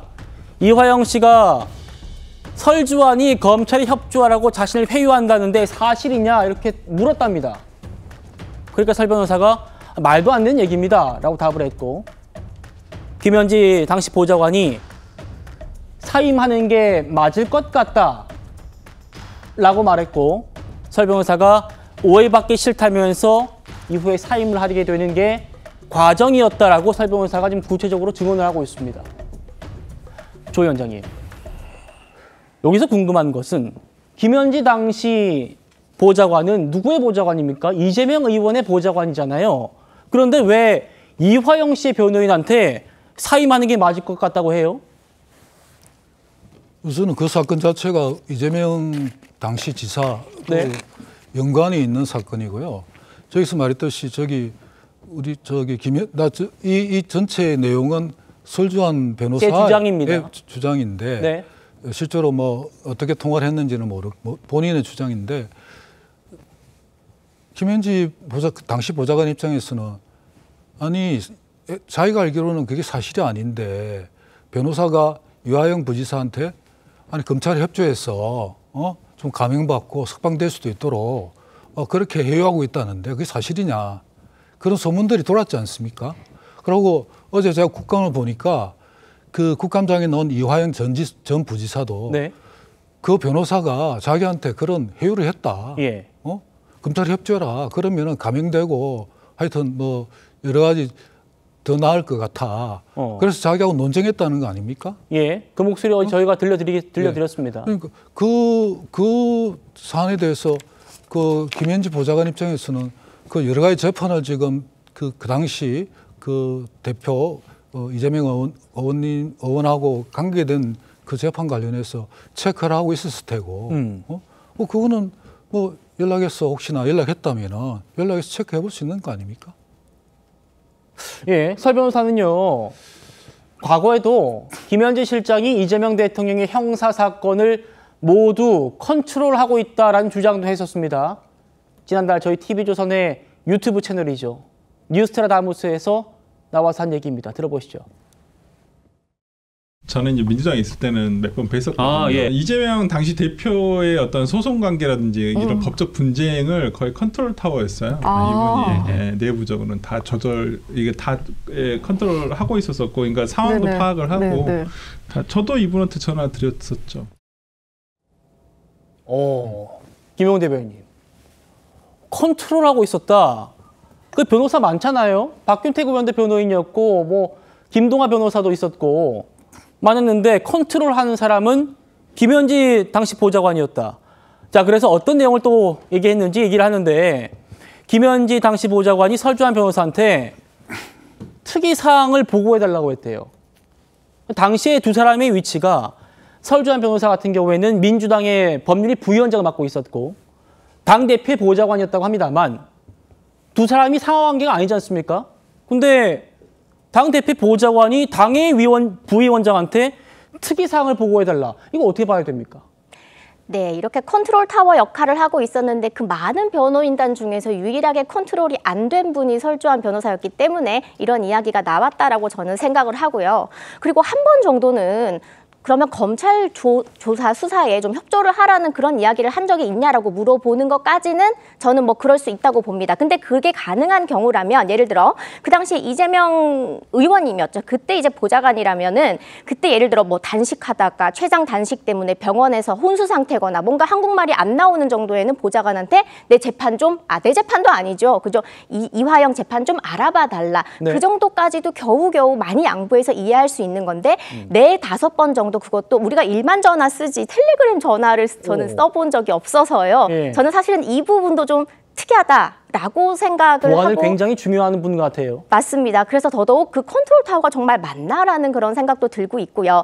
또 하나 저는 좀 중요한 포인트가 이재명 대통령은 그 당시에 이 대북 송금에 대해서 전혀 보고를 받고 뭐 모른다라고 지금 그렇게 이야기를 하고 있는데 말씀을 하고 있는데 근데 저렇게 4-5번으로 직접 변호인단까지 사임을 하는 것에 관여를 보좌관을 통해서 시켰다는 것은 대북 송금 사건에 대한 재판이 재개되어야 되는 이유라고도 저는 보여집니다. 왜냐하면 핵심 증거가 나온 거라고 볼 수 있거든요. 그리고 또 한 번 양보를 해서 이재명 대통령께서 여전히 나는 모른다라고 하면은 그런 경우에는 김현지 실장이 더더욱 첫 번째로는 국감장에 나와야 되는 것이고 그리고 두 번째로는 본인도 대북 송금 사건에 연루된 것으로 재판받아야 되는 거죠. 민주당은요. 김현지 실장이 변호인 교체에 관여했더라도 설사 그랬더라도 그게 왜 불법이냐 이렇게 옹호하고 있습니다. 들어보시죠. 설령 당시에 김현지 보좌관이 변호인 선임 과정에 관여한 것이 사실이라 하더라도 그것이 불법입니까? 아니, 굉장한 문제가 있는 행위입니다. 변호사 선임 관련 과정 내용이 당사자가 동의도 하지 않은데 이것을 국회에 와서 아니면 국힘에게 누설한 것은 공무상 비밀 누설에 해당한다. 네, 전혀 그렇지 않습니다. 그리고 여기에 대해서 국힘도 공범이다 이렇게 봅니다. 정의는 공무상 비밀 누설에 해당한다. 전혀 그게 가능하지도 않고요. 법리적으로요. 전현희 의원의 저 질의 공방을 지켜보던 주진우 의원이요. 이렇게 얘기했습니다. 전현희 의원이 뭐가 문제냐고 하는데 이건 당연히 사법 방해다. 증거인멸과 위증교사도 될 수 있다. 다음이요. 김현지 실장이 뒤에서 이화영 변호인을 조종한 것은 이재명 대통령이 공범이라는 증거도 된다. 이현정 의원님 어떻게 보십니까? 자, 아까 이야기 나왔지만 재판이 어떻게 진행되고 있는가라는 거를 좀 알아보기 위해서 물어봤다. 뭐 이 정도는 뭐 충분히 있을 수 있을 거예요. 자, 근데 지금 문제는 뭐냐면 2023년 6월 9일입니다. 자, 그날 이화영 전 부지사가 검찰에 나가서 설주한 변호사가 입회한 가운데서 당시의 대북 송금 사건에 대해서 이재명 당시 지사에게 보고했다. 이런 진술을 합니다. 자, 그러면서 이게 이제 문제가 그때부터 되는 시작한 거거든요. 네. 자, 그러면서 이제 이 전화가 자주 왔지 않습니까? 결국은 당신 사퇴해달라 뭐 이런 이야기까지 했다는 거죠. 자, 그 다음에 문제는 여기서 끝난 게 아니라 이화영 부지사가 이 진술을 계속 유지를 합니다. 자, 그 뒤에 된 변호사가 서모 변호사예요. 부장판사 출신입니다. 자, 이 판사가 있을 때도 계속 이 진술을 유지를 해요. 왜? 이화영 부지사 입장에서는 자기가 이 문제에 대해서 모든 걸 떠안고 가면 형량이 크지 않습니까? 그러니까 자기는 당연히 당시에 지사한테 보고를 했다라고 해야지만이 본인의 책임도 줄어드는 거거든요. 자, 그래서 바로 이 부부 싸움이 바로 법정에서 벌어진 바로 그 사건이 터집니다. 즉, 당신 정신 차려라고 이야기를 그 부인이 했죠. 자, 그러면서 본인은 이 변호인을 바꿀 생각이 없다라고 했는데 부인의 직권으로 변호인을 바꿔버립니다. 그러면서 김모 변호사가 또 등장을 해요. 자, 그 다음에 이제 이 변호사도 하루 만에 끝나고 그 다음에 경기도 의원 출신이 현재 변호사가 등장하게 됩니다. 자, 그렇다면 문제는 여기서 이제 불법의 어떤 여지는 뭐냐면 과연 그럼 김현지 실장이 이 부분, 즉 변호인이 교체되는 과정에 개입을 했느냐 여부예요. 즉 아까 뭐 컨트롤 타워다 뭐 등등 교체 사퇴해달라 등등 했는데 그러면 이 과정에 즉 이화영 부지사의 진술을 뒤엎는 과정, 그 과정에서 변호인을 교체하는 과정에 김현지 실장이 어떤 역할을 했는지, 그래서 아까 주진우 의원이 이야기했던 것처럼 증거인멸 그리고 위증을 교사한 측면, 즉 본인이 분명히 진술을 했는데 그 진술을 뒤집었잖아요. 그 뒤집는 과정에서 김현지 실장이 어떤 역할을 했는지. 문제는 당시에 박찬대 의원이 그 부인과 접촉했다라는 그런 보도도 있었죠. 저희 TV조선 단독 보도였습니다. 그렇죠. 바로 그런 것들을 종합한다 그러면 결국은 이 이화영 전 부지사의 진술을 뒤엎기 위해서 김현지, 박찬대 이런 분들이 어떤 영향을 행사했는지, 그런 부분이 만약에 된다라면 주진우 의원의 주장처럼 증거인멸과 위증교사 혐의가 분명히 있다라는 측면이 있을 겁니다. 예, 그렇기 때문에 지금 뭐 운영위에만 나올 게 아니고 법사위도 나오고 여러 군데 나와야 된다. 6군데 상임위 나와야 된다. 이렇게 야당은 주장을 하고 있습니다. 자, 그리고요. 앞서서 각종 막말 논란에 휩싸였다가 최근에 워낙 많은 이슈가 터지면서 슬그머니 좀 묻혀버린 최동석 인사혁신처장도 국정감사장에 나왔는데 김현지 실장의 재산 내역 공개를 거부해서 여간 공방이 불거졌습니다. 인사혁신처에 김현지 대통령실 제1부소실장이 국회의원 보좌관 시절 등록한 등록 재산 내역을 제출해달라고 했어요. 근데 인사혁신처는 공직자윤리법에 따른 비공개 대상이다. 국가 기밀에 해당하지 않는 한 국정감사와 관련해 국회가 요구한 자료는 누구든지 반드시 제출을 해야 합니다. 더 나아가서 이제는 공직자윤리법을 운운하며 이제 버티는 게 좀 민망했는지 국가정보관리원 화재로 인해서 시스템 접속이 불가능하다. 보좌관 시절 등록한 재산 규모와 현재 공개된 재산 규모의 차이가 매우 크다는 여러 곳에서 주장이 제고 있는 상황이니만큼 자료 확인을 통해 사실관계를 명확히 해야 되겠습니다. 그 자료 요구와 관련해서는 개인의 사생활 보호 차원에서 공직자윤리법상 비공개자의 재산 등록 내역을 공개하는 것을 엄격하게 규제하고 있습니다. 그 점을 좀 양해해 주시면 고맙겠고요. 이제까지는 보좌관이었을 때 등록을 했어요. 그 비공개 대상이었습니다. 처장이 예. 김영주 의원님. 네. 최동석 처장의 답변 공방 어떻게 보셨습니까? 글쎄요, 뭐 진짜 이런 법안이 법규가 있습니까? 고위공직자가 사생활 보호 차원에서 공직자윤리법상 재산 공개를 못하게 된다. 뭐 그런 범위 안에 들어있는 분인지는 모르겠습니다만은 전체 일반적인 그 국민들의 눈높이나 규범으로 봐서는 사실은 모든 공직자의 재산은 공개돼야 마땅합니다. 이제 그리고 인사혁신처장이라고 했을 때 혁신은 뭐겠습니까? 비공개를 공개하고 불투명한 걸 투명하게 하는 것이 저 사람의 역할입니다.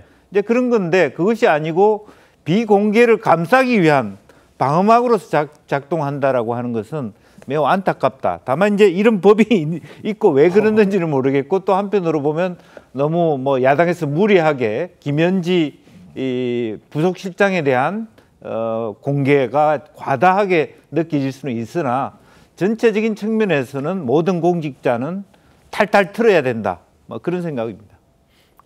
알겠습니다. 많은 국민들이 공감하실 말씀 같습니다.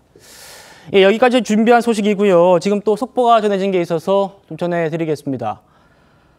캄보디아 인근에 캄보디아와 맞닿은 베트남 국경 지역에서 한국인 여성이 숨진 채 발견됐다고 합니다. 30대 한국인 여성이 숨진 채 발견됐고 베트남 경찰이 사망 원인에 대한 수사에 지금 착수를 한 상태랍니다. 여성의 시신은 부검을 마친 뒤에 유족에게 인도한다고 하고요. 이 소식을 접한 우리 한국 경찰도 베트남 국경에서 사망한 한국인 여성 사건에 대해서 내사에 착수했다라는 소식입니다. 저희가 캄보디아 사태에 대해서 저희가 계속해서 보도해드리고 있는데 캄보디아 인근 국경을 맞닿은 지역에서 우리 국민이 또 숨진 채 발견됐다라는 소식이 지금 속보로 전해지고 있고 우리 경찰도 이 사실을 확인했고 내사에 착수했다는 소식입니다. 조금 전에 우리 합동 대응팀이 캄보디아를 출국했고 이 문제까지 아마 매듭 짓고 돌아와야 할 것 같습니다. 지켜보도록 하겠습니다. 1분 뒤에 돌아옵니다. 네, 저는 내일 이 시간에 다시 돌아오겠습니다. 여러분 고맙습니다.